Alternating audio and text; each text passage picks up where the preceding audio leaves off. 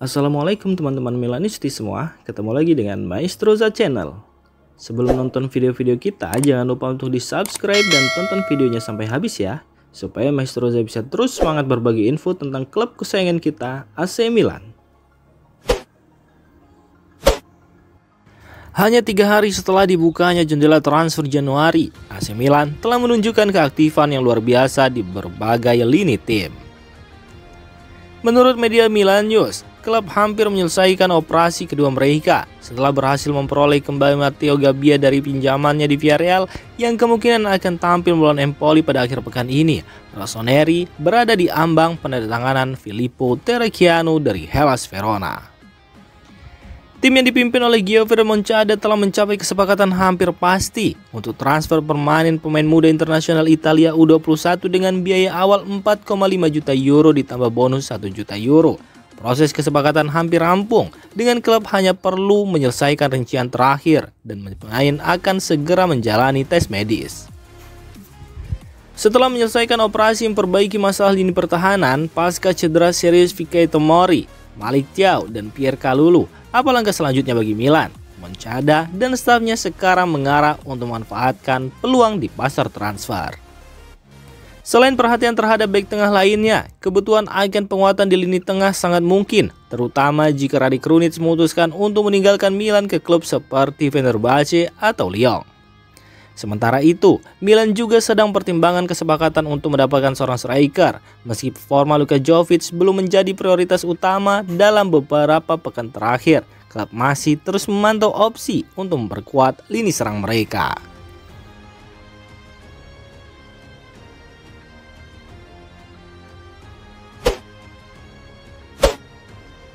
Menurut Michele Cristiello dari Sport Italia, pelatih Antonio Conte bersedia menjadi pelatih kepala AC Milan berikutnya, asalkan beberapa persyaratan terpenuhi.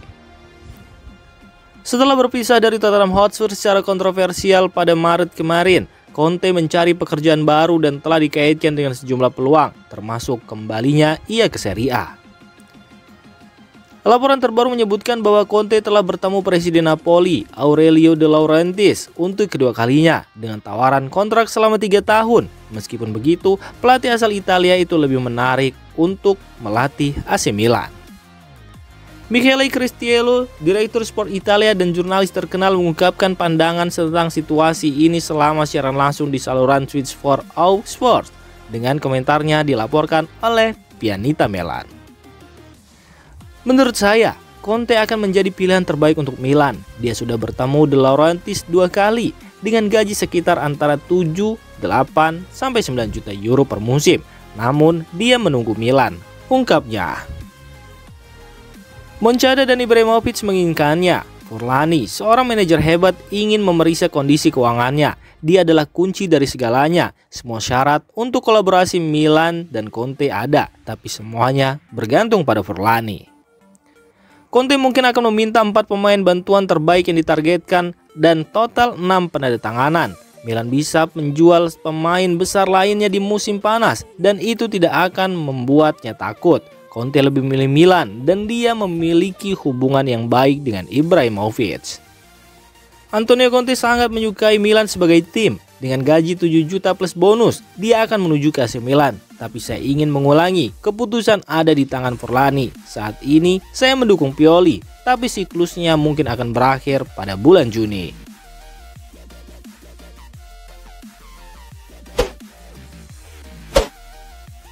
Jendela transfer Januari ini menyoroti pada Rade Krunic yang berkeinginan untuk meninggalkan AC Milan. Gelandang ini telah menghadapi bangku cadangan dalam beberapa pekan terakhir, mendorong keinginannya untuk mencari peluang baru.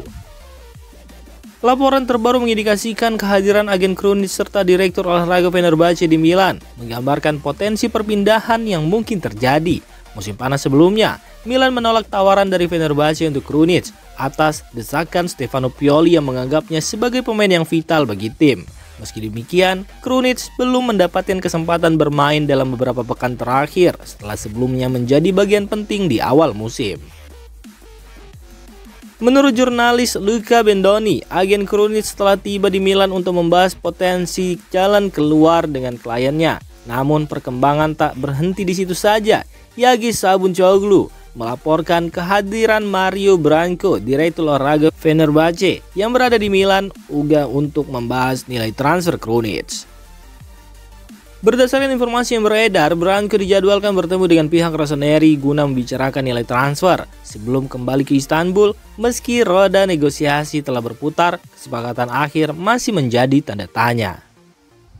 AC Milan sendiri sebelumnya meminta lebih dari 10 juta euro, kemungkinan akan menerima sekitar 5 juta euro menurut spekulasi terkini. Namun apakah kesepakatan itu akan tercapai masih menjadi pertanyaan besar dalam perburuan transfer Januari ini.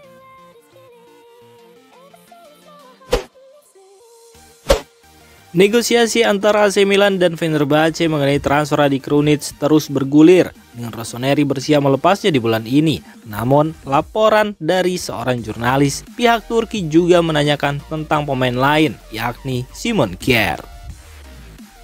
Jurnalis Turki Arda Birben mengungkapkan bahwa Fenerbahce telah mengupayakan pembicaraan dengan Milan terkait Simon Kjaer. Meski menjadi pemain kunci bagi Rossoneri mengingat situasi cedera di tim, namun kontrak Kjaer dengan Milan akan berakhir. Hal ini mendorong pertimbangan, terutama mengenai potensi transfer bebas di musim panas.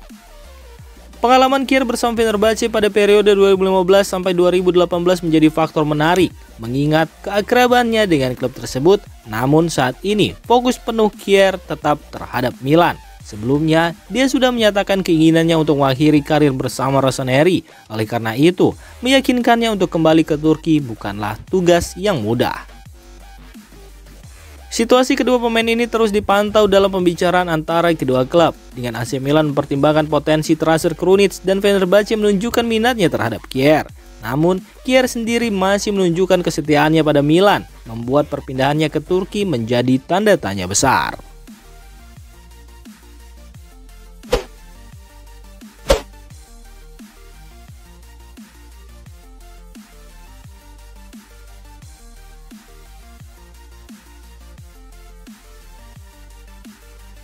Demikian informasi dunia sepak bola terupdate hari ini. Untuk kamu yang gak mau ketinggalan seputar informasi sepak bola Eropa, silahkan like, subscribe, dan share video ini. Terima kasih.